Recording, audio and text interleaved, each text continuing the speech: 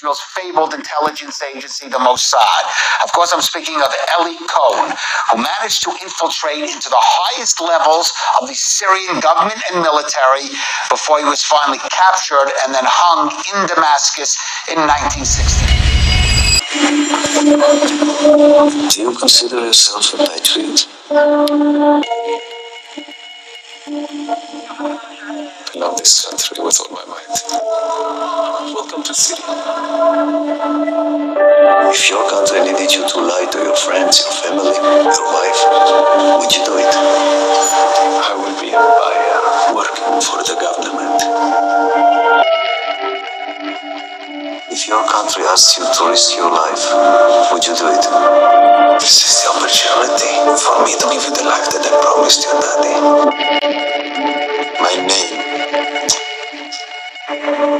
My name is Kamel Amin Thabit.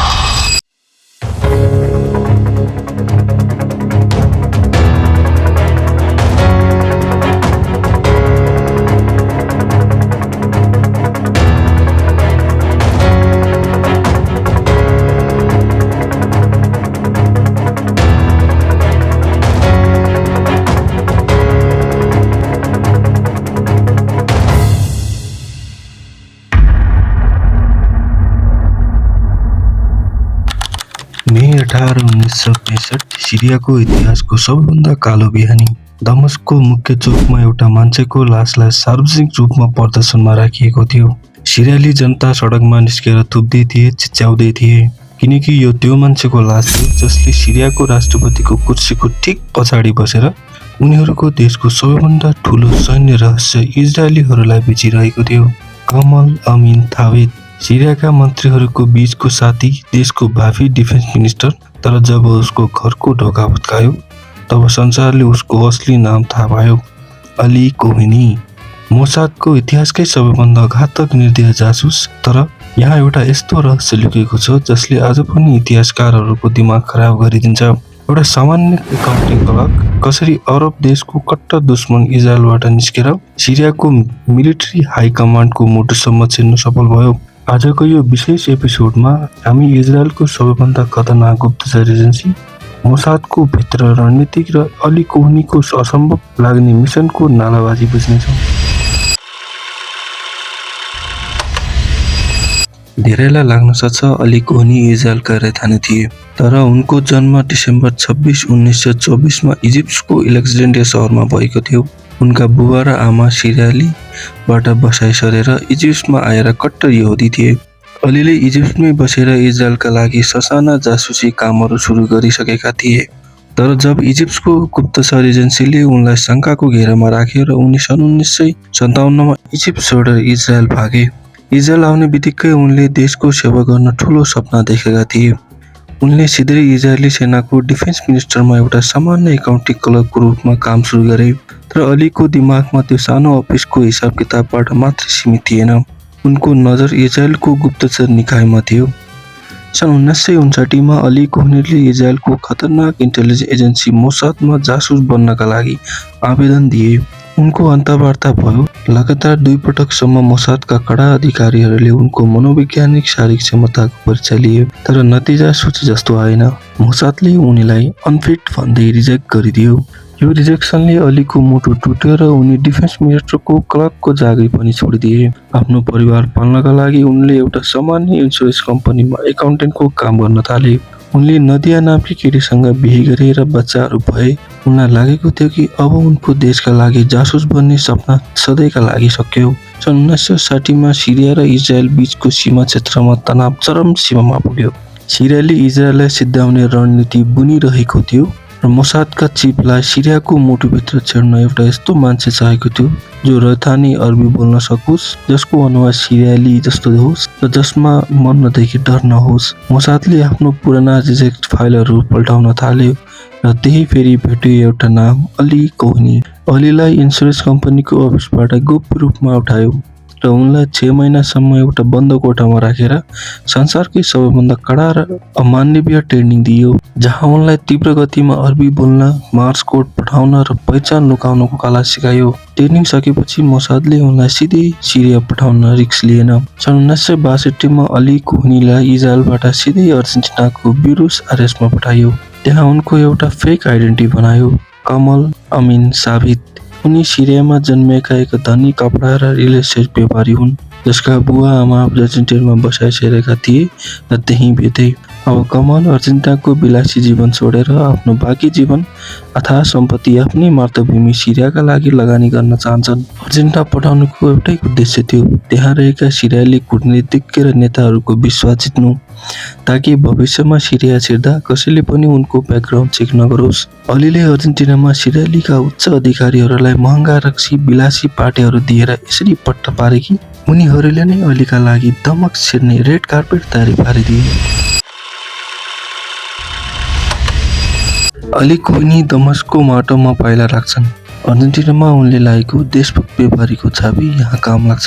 उनी सिरियामा छर्ने बित्तिकै कसैले उनको पासपोर्ट चेक गरेन, न त कुनै सन्दिग्ध गतिविधिमा निगरानी गरियो।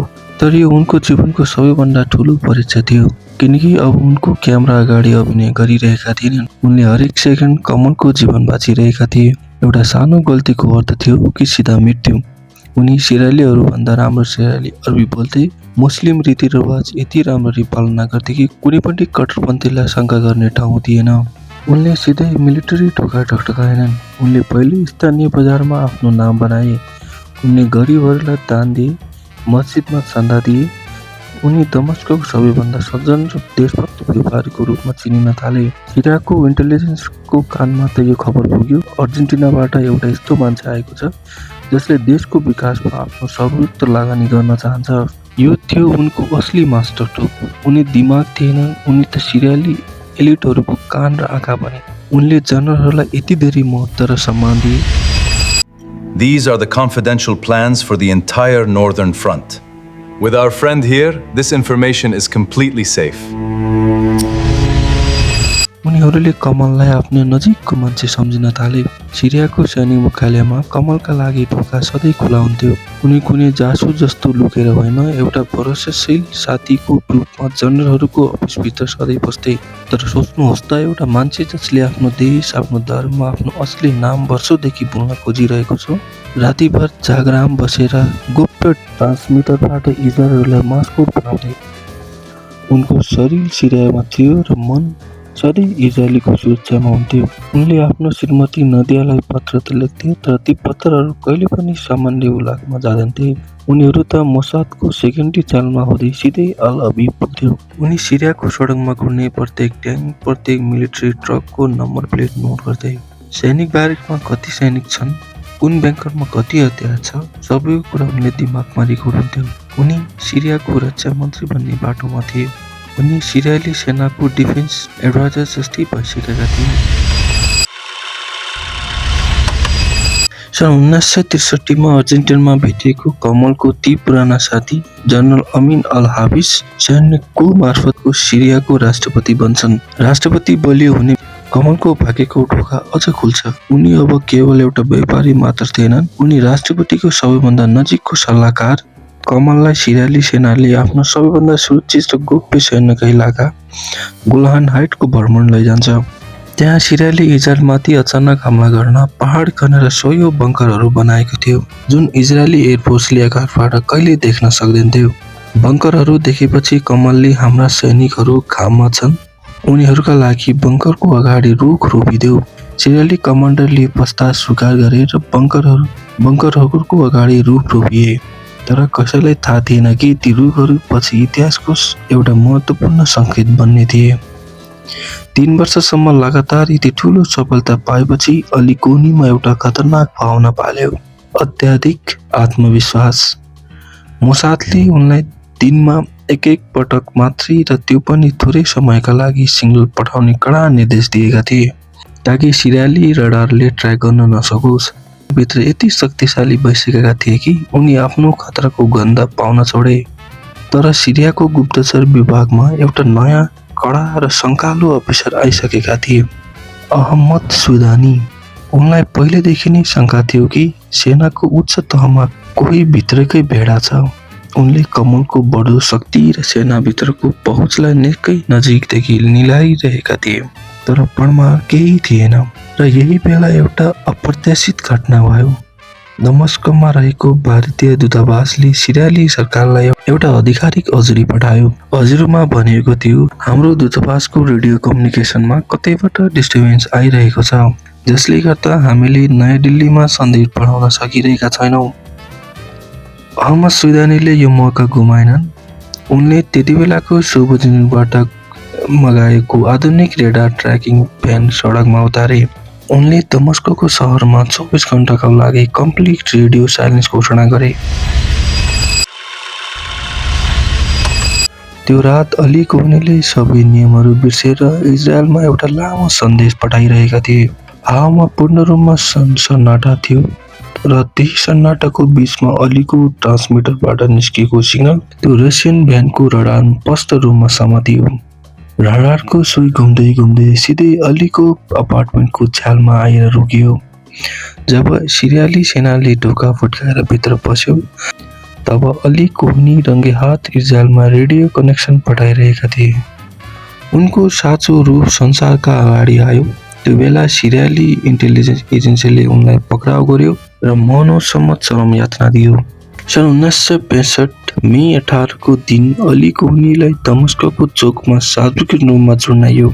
सिरियाली सरकारको आक्रोश र अपमानको बदला यति धेरै थियो कि इजरायलले लाखौं डलर सयौं इजरायली कैदीहरू साट्न खोज्दा पनि सिरियाले उनको शव अझसम्म पनि फिर्ता दिएको छैन।